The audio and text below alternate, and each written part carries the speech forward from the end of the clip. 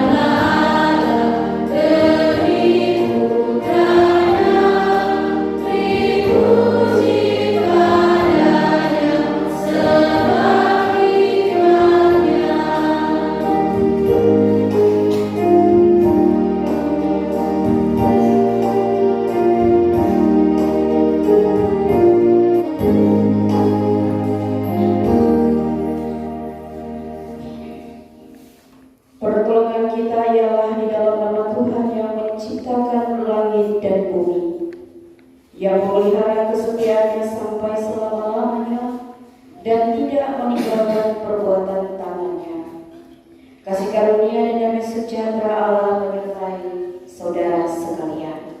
Dan menyertai juga.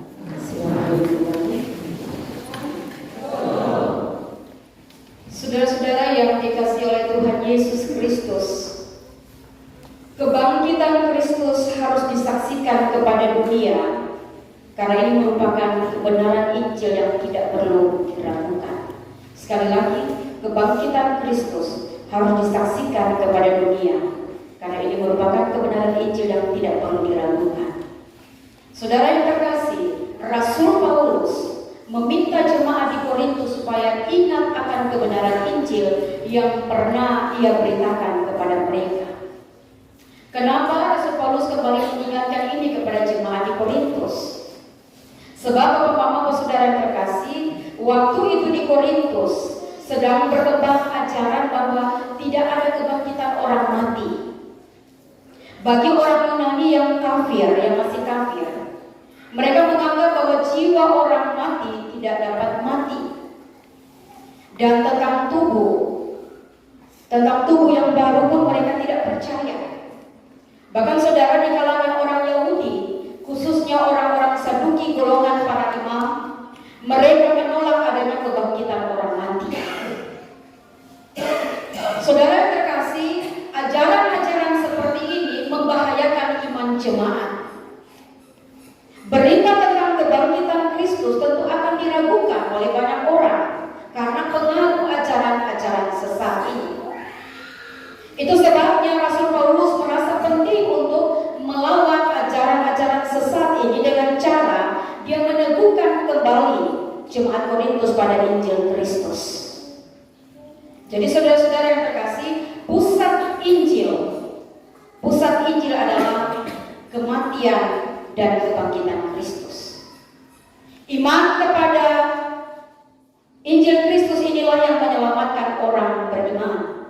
Tanpa iman kepada Kristus yang mati dan bangkit, manusia pasti binasa.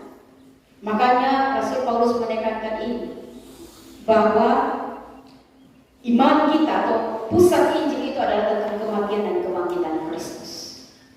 Dan karena Injil Kristus ini mati dan bangkit inilah, maka kita bukan menjadi manusia yang binasa, tetapi manusia yang telah dibangkitkan, yang telah dibebaskan dari maut.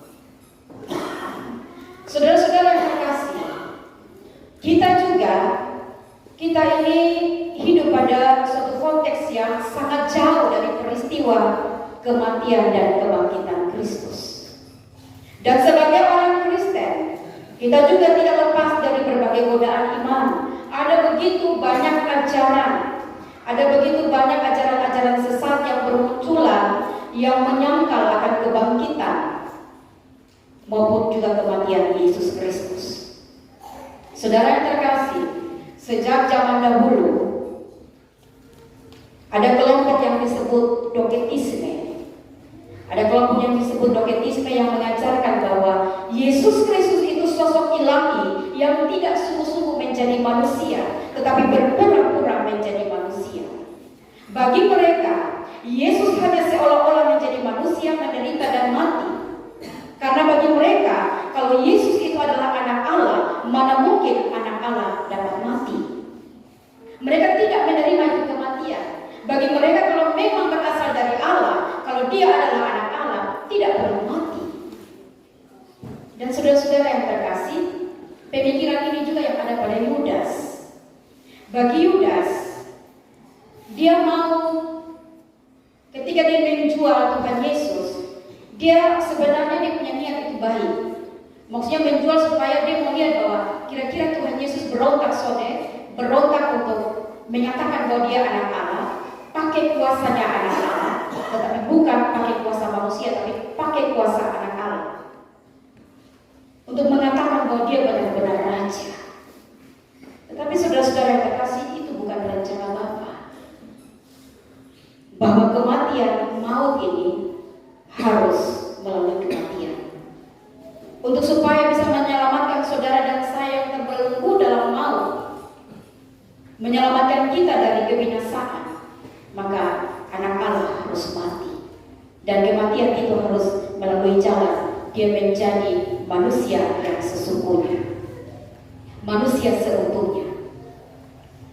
Saudara-saudara yang terkasih, ada pula ajaran yang menyatakan Yesus Kristus tidak sungguh-sungguh mati saat disalibkan, tetapi dia hanyalah pingsan di atas kayu salib. Dan pada saat para prajurit hendak menurunkan dia dari salib, maka Yesus melarikan diri ke India. Dan saudara, masih banyak ajaran palsu lainnya sebagai bentuk menolak pengakuan iman Kristen tentang Yesus sebagai anak Allah yang telah mati dan bangkit untuk menebus dan menyelamatkan dunia. Kekasih-kekasih Tuhan, berbagai ajaran sesat ini sudah pasti membuat jemaat bingung untuk mengikuti dan memegang kebenaran Injil tentang Yesus Kristus. Mana yang mau mereka pegang? Mana yang bisa mereka ikuti?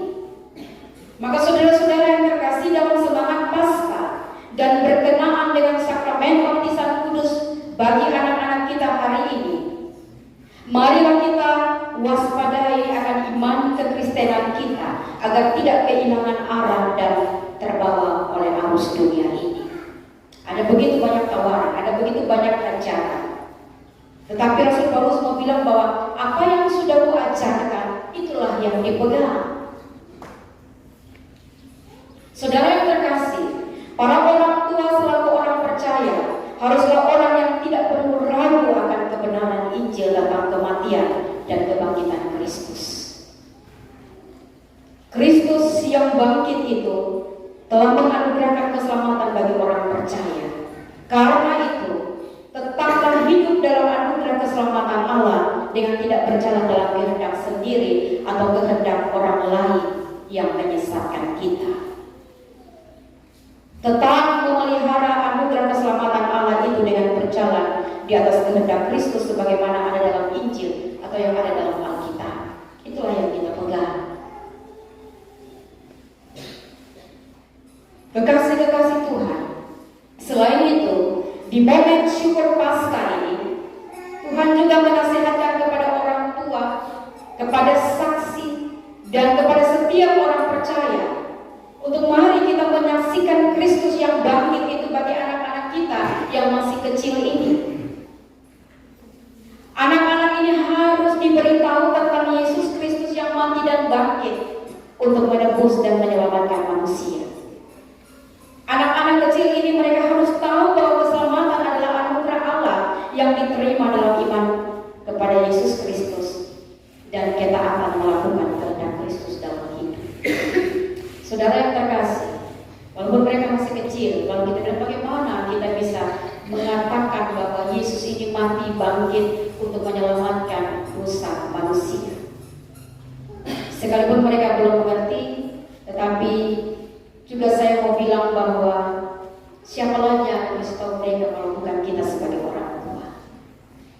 Maka kita sebagai orang-orang percaya, sebagai warga gereja, jangan hanya kita yang datang gereja, tapi bawalah anak-anak kita. Ada orang tua yang beralasan kalau anak masih kecil, masih menyusui, jadi kami belum bisa datang gereja karena akan ribet, akan membuat kita setengah mati. Bahkan ada pendeta yang tidak memperbolehkan anak-anak untuk datang di gereja karena hanya ribut. Tapi menurut saya Bapak Mama, sejak dini bawalah mereka ada dalam rumah Tuhan. Bukan hanya ketika 40 hari Bapak Mama bawa mereka untuk serahkan kepada Tuhan, tandai bahwa ini milik Tuhan, lalu kemudian pulang selesai. Nanti kapan lagi mau baptis baru bawa datang.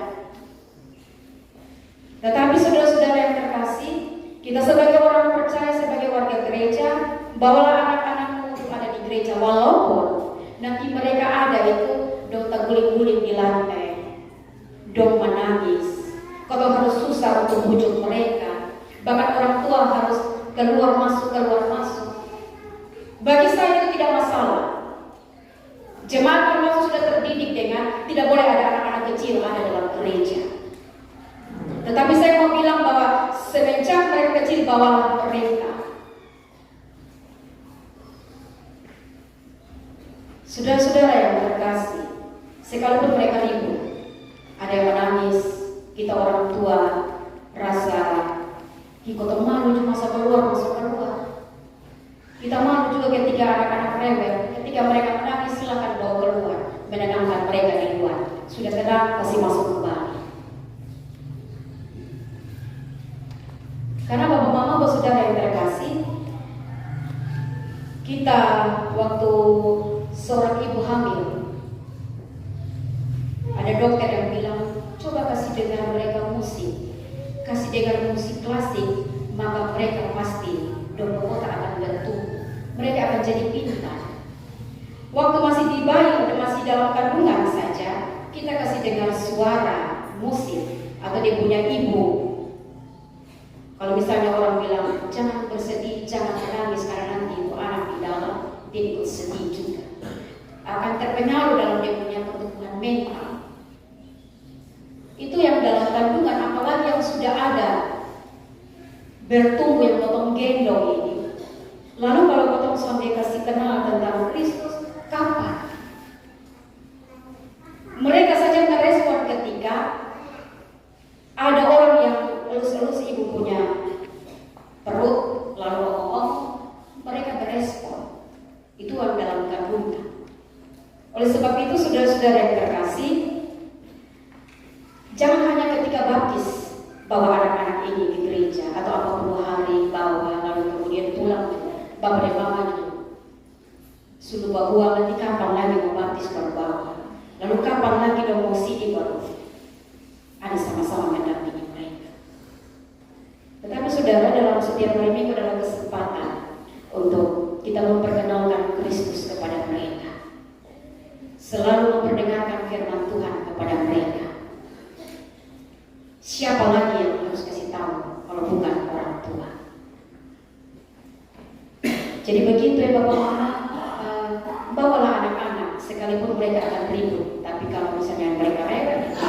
keluar tahan. Mereka juga mungkin akan lari-lari. Biarkanlah mereka bebas. Tanpa mereka sadari, roh yang ada dalam diri mereka merespon akan setiap puji-pujian firman yang disampaikan. Mereka dibiasakan untuk ada dalam rumah gereja. Jadi itu tugas daripada kita orang tua. Tugas untuk kita bersaksi. Bersaksi tidak hanya mengkhotbahkan mereka. Zaman sekarang anak-anak tidak bisa untuk mendengarkan khotbah dari orang tua. Pasti masukkan yang kiri, keluar kanan. Tetapi hidupkanlah kesaksian itu dalam karakter hidupmu, dalam pembawaan hidupmu. Saudara-saudara yang terkasih, kenapa Otong harus sejak dini memperkenalkan anak-anak tentang Tuhan Yesus, bahwa mereka ada dalam gereja? Kalau sudah bawa dalam gereja, setidaknya orang tua memberi diri, memberi waktu untuk antar mereka ke sekolah minggu. Kalau masih kecil, sudah pasti orang tua akan menunggu. Berarti memberi waktu. Berilah waktu untuk menunggu mereka ada di sekolah minggu. Jangan kalau bilang, tahu saya di sekolah minggu deh, ini hari pakaian kotor ada banyak. Atau mau masak kok, mau bercuci kok, atau mau turun di kebun. Jadi nanti sebesar saja kalau di sekolah minggu. Saudara-saudara yang terkasih, ada begitu banyak anak-anak yang disesatkan. Dunia ini tidak punya kebenaran. Dunia juga tidak menyampaikan kebenaran. Yang menyampaikan kebenaran adalah orang yang percaya kepada Kristus. Amin, Pak. Orang tua yang percaya kepada Kristus, dia akan menyampaikan kebenaran. Dunia pasti akan memberikan segala sesuatu yang bukan kebenaran. Oleh sebab itu, saudara, jangan biarkan anak-anak kita dirampas oleh dunia dan kemudian memasukkan hal-hal yang bukan kebenaran. Dunia sudah siap untuk memberikan berbagai macam hal, bahkan ajaran-ajaran sesat kepada anak-anak kita. Maka peran orang tua sangat penting. Karena orang tua yang percaya kepada Kristus, ada kebenaran padanya, maka kebenaran itu disampaikan kepada anak-anak. Inilah nasihat Rasul Paulus untuk jemaat Korintus, dan termasuk nasihat ini disampaikan kepada kita semua di zaman ini. Saksikanlah Injil Kristus kepada anak-anak kita. Mereka harus diajarkan untuk hidup setia, harus bertumbuh dan berakar dalam Kristus Yesus, agar mereka tetap teguh berpegang pada Kristus dan taat mengikuti Kristus hingga akhir hidup. Dengan demikian, mereka tidak kehilangan anugerah keselamatan Allah yang telah dikerjakan dan yang dianugerahkan dalam Kristus Yesus. Tuhan menolong memberkati kita. Selamat Paskah dan selamat merayakan anugerah Tuhan melalui sakramen baptisan kudus bagi ketiga orang anak kekasih kita hari ini. Amin. Bukanlah sekedar sebuah berita tentang peristiwa mulia yang terjadi pada masa yang lampau. Paskah telah menjadi ungkapan iman setiap orang yang percaya kepada Kristus. Oleh sebab itu, jadilah saksi-saksi Kristus dalam kata dan perbuatanmu, dan ingatlah bahwa Paskah menjadikan kita sebagai alat kebenaran Allah yang harus memuliakan Tuhan dalam hidup ini. Tuhan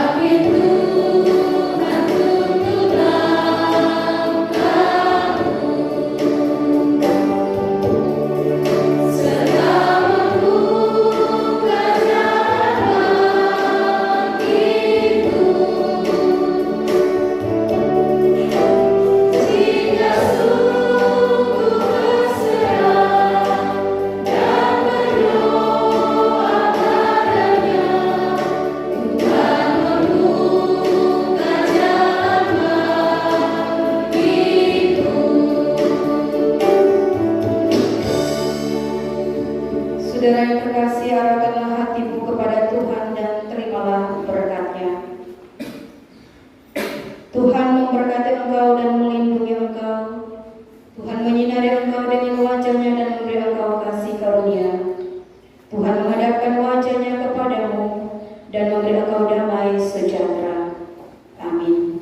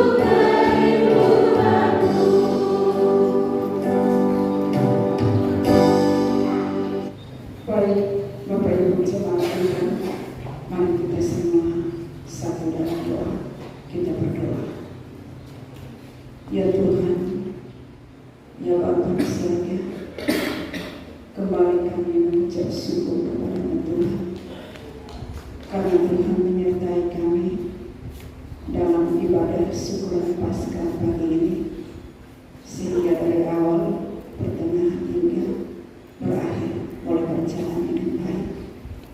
Terima kasih Tuhan, dalam ibadah syukur Paskah ini juga telah dibaptiskan ketiga orang anak. Kami mohon kiranya Tuhan tetap memberkati kehidupan ketiga anak ini dalam perkembangan pertumbuhannya, sehingga boleh berkembang sesuai dengan tuntunan dan pemeliharaan Tuhan. Memberkati kehidupan orang tua dan juga Bapak saksi dan Mama saksi, sehingga di dalam membina ketiga anak ini dalam kehidupan mereka boleh bertambah-tambah sesuai dengan kehendak Tuhan. Ya Tuhan, Bapa di surga, setelah kami selesai semua kegiatan kami saat ini, kami akan kembali diri